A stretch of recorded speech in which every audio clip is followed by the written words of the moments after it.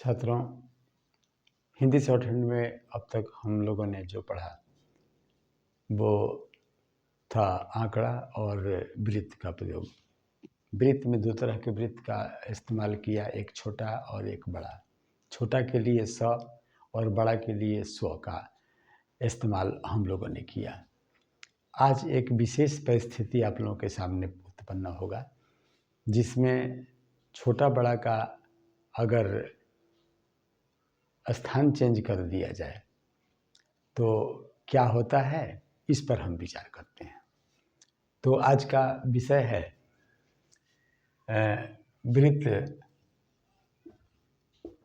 वृत्त और आंकड़ा का विशेष प्रयोग। जरा गौर करेंगे, यहाँ आप इसको शक लिखते थे, ई शक भी लिखा जा सकता है, यहाँ तक कि ई शक भी लिखा जा सकता है।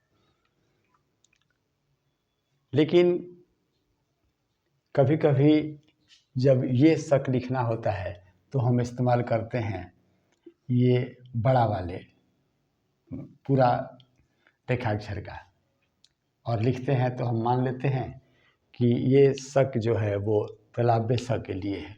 दूसरा आप इस तरह भी लिख सकते हैं, ये वाला अति उत्तम है इस तरह लिखने के लिए, लेकिन हम चर्चा करते हैं इस पर। अब बड़ी चर्चा ये है, दूसरा ये है कि अगर इस तरह लिखते हैं तो इसको कर पढ़ते हैं। अब हम करेंगे कि स प्लस कर को हम मिला देंगे। कैसे मिलाएंगे? नीचे की तरफ है तो इसको मिला देंगे और इसको लिखेंगे इस तरह। तो ये क्या हो जाएगा? ये हो जाएगा शक्कर। क्या हुआ? शक्कर। इसी तरह दूसरा शब्द हम ले लें, इसको जरा देखिए तो ये हो जाएगा सफर। अब इस तरह के शब्द आने शुरू हो गए हैं। अब एक चीज़ और देखिए, यहाँ बड़ा कर दिया और यहाँ डाला। अब इसको क्या पढ़ेंगे? स्व तो पढ़ेंगे और स्व के बाद ई, यानी सी हो जाएगा, और क में र लगा हुआ है त है, तो ये हो जाएगा स्वीकृत। कितना आसानी से हमने स्वीकृत लिख दिया। अब देखिए थोड़ा जटिल शब्द का प्रयोग देख लें। आप इसको पर पढ़ते हैं, पर पढ़ते हैं और इसको प्र भी पढ़ सकते हैं। इसी को अगर हम इस तरह कर दें तो प्र और त हो जाएगा। यहाँ देखिए, यहाँ काट दें तो इम होता है, तो इम हो जाएगा, इम। और उसके बाद अगर इम को हम यहाँ लगा दें तो क्या हो जाएगा? ईमा। अब पूरा को लिखते हैं इस तरह, प्र त ई मा, यानी कहने का मतलब कि ये हो जाएगा प्रतिमा। लिखेंगे कैसे? यहाँ बढ़ाएंगे और यहाँ बिंदु देंगे और यहाँ डैश देंगे, ये हो जाएगा प्रतिमा। बड़ा शब्द को थोड़ा सा आसान करके बताया। ये तो हो गया। अब दो चीज़ हमने देख लिया। अब चलिए यहाँ अगर हमको समर लिखना हो तब क्या करेंगे? तो मर तो हम लिखते हैं ऐसे, लेकिन ये नियम, यहाँ वाला नियम लागू नहीं होगा। अगर यहाँ वाला नियम लागू करते हैं तो हम ऐसे लिख देंगे, लेकिन ये हो जाएगा समर तो हुआ नहीं। तो समर के लिए क्या करेंगे? तो हम करेंगे यहाँ स और म और र, ये होगा समर, ये होगा समर।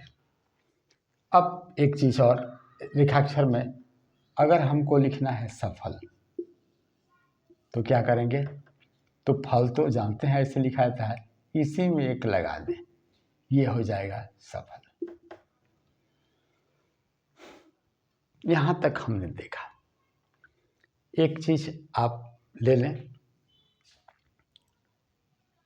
यहाँ ऐसे अगर लगाते हैं तो प के बाद आ का स्वर पहले पढ़ेंगे और ये हो जाएगा पार।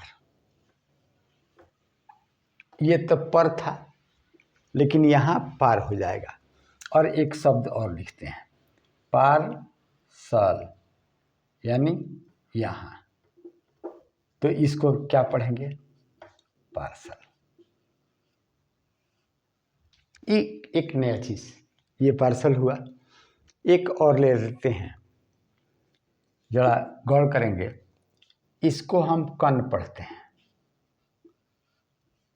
इसको कन पढ़ते हैं, और इसी को हम क्या करेंगे, ऐसे नीचे की तरफ मिला देंगे वृत्त से, तो ये हो जाएगा कंस। क्या हो जाएगा, कंस। लेकिन अगर मंस लिखना हो तब हम क्या करेंगे, तब लिखेंगे मन और इसमें स, ये हो जाएगा मंस। तो आपने देखा वृत्त और आंकड़ा का विशेष प्रयोग, और यही विशेष प्रयोग हम आपके सामने समाप्त करते हैं। उम्मीद करते हैं कि ये चीज़ आप लोगों को समझ में आ गया होगा, और इसी पर आधारित अगले दिन आपको शब्द चिन्ह बताएंगे, और उसके बाद फिर शुरू होगा अभ्यास का सफ़र, जो आगे की तरफ चलता हुआ चला जाएगा। तो मिलते हैं अगले वीडियो में, और देते हैं आपको धन्यवाद।